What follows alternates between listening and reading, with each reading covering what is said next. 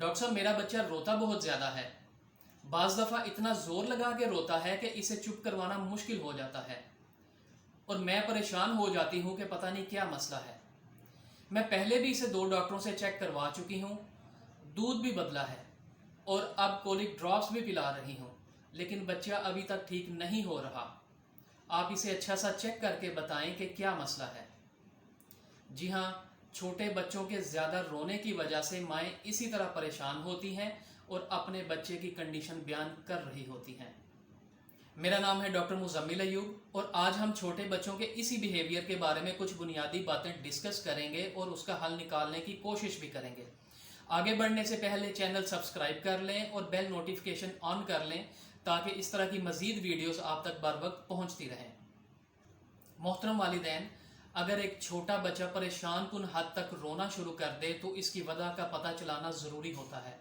ऐसा अगर कभी कभार ही होता हो तो इसकी मुमकिना वजूहात में जिस्म के मुख्तलिफ हिस्सों में इन्फेक्शन हो सकती है, जैसा कि पेट का इन्फेक्शन, पेशाब वाले हिस्से का इन्फेक्शन, बच्चों के कान में इन्फेक्शन हो सकता है, या इसके अलावा पैम्पर रैशेस भी हो सकते हैं जो बच्चे के इतने रोने का बायस बन सकते हैं। इसके अलावा भी बहुत सी वजूहात हो सकती हैं जिसके लिए बच्चे की मेडिकल हिस्ट्री और मेडिकल चेकअप करना ज़रूरी होता है ताकि वजह का पता चलाकर उसका बर वक्त इलाज किया जा सके। लेकिन अगर एक 6 महीने से छोटा बच्चा दिन में 3 घंटों से ज़्यादा रोता है और हफ्ते में 3 दिन ऐसा करता है और यही अमल अगले 3 हफ्तों तक या इससे ज़्यादा वक्त तक जारी रहता है तो ये प्रॉब्लम बच्चों के पेट में गैस या मरोड़ की वजह से हो सकती है, जिसे हम मेडिकल की ज़ुबान में कोलिक भी कहते हैं। इस कंडीशन में बच्चे ज़ोर ज़ोर से अचानक रोना शुरू कर देते हैं और रोने के दौरान अपनी मुट्ठी ज़ोर से बंद कर लेते हैं और जिस्म अकड़ा लेते हैं।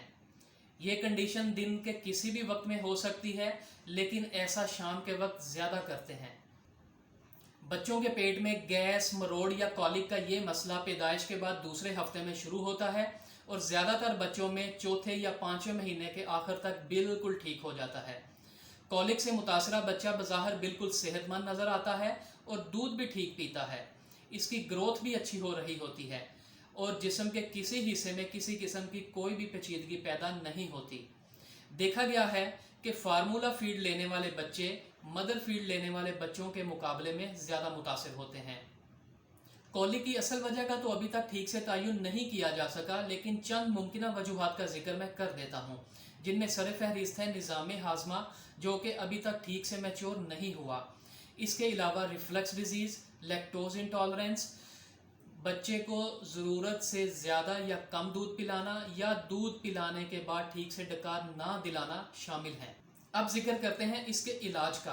तो इलाज का सबसे अहम पहलू है माँ बाप को बच्चे की इस कंडीशन से तफसील से आगाह करना और गाइड करना, ख़ास तौर पर वो माँ बाप जिनका पहला बच्चा है और वो बच्चे को लेकर बहुत कॉन्शियस हैं, बहुत डॉक्टरों के पास जाकर थक चुके हैं, लेकिन बच्चा ठीक नहीं हो रहा। तो उन माँ बाप को गाइड करना चाहिए कि बच्चे की ये कंडीशन क्या है, क्या ये ख़तरनाक प्रॉब्लम है, इसे बेहतर रखने के लिए क्या क्या तरीके अपनाए जा सकते हैं और ये कंडीशन कब तक बेहतर हो जाएगी। तो उन वालिदैन को मैं आगाह करता चलूँ कि ये कंडीशन पैदाइश के बाद दूसरे हफ्ते में शुरू होती है और चौथे या 5वें महीने के आखिर तक बिल्कुल ठीक हो जाती है। ये खुदा न खास्ता कोई ख़तरनाक प्रॉब्लम नहीं जिससे आपके बच्चे को कोई नुकसान उठाना पड़े। इसके अलावा बच्चे को बेहतर रखने के लिए कुछ तरीके मैं बता देता हूँ जिसकी मदद से आप अपने बच्चे के लिए आसानी कर सकते हैं।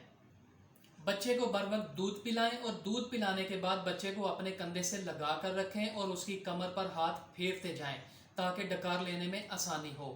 डकार आ जाने के बाद भी मज़ीद कुछ मिनटों तक बच्चे को अपने कंधों से लगाए रखें और उसके बाद बिस्तर पर लटाएं।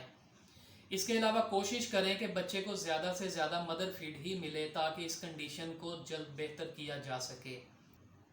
बच्चे के पेट पर सुबह शाम जैतून के तेल से मसाज करें और अगर जैतून का तेल अवेलेबल ना हो तो घर में मौजूद सरसों का तेल इस्तेमाल किया जा सकता है।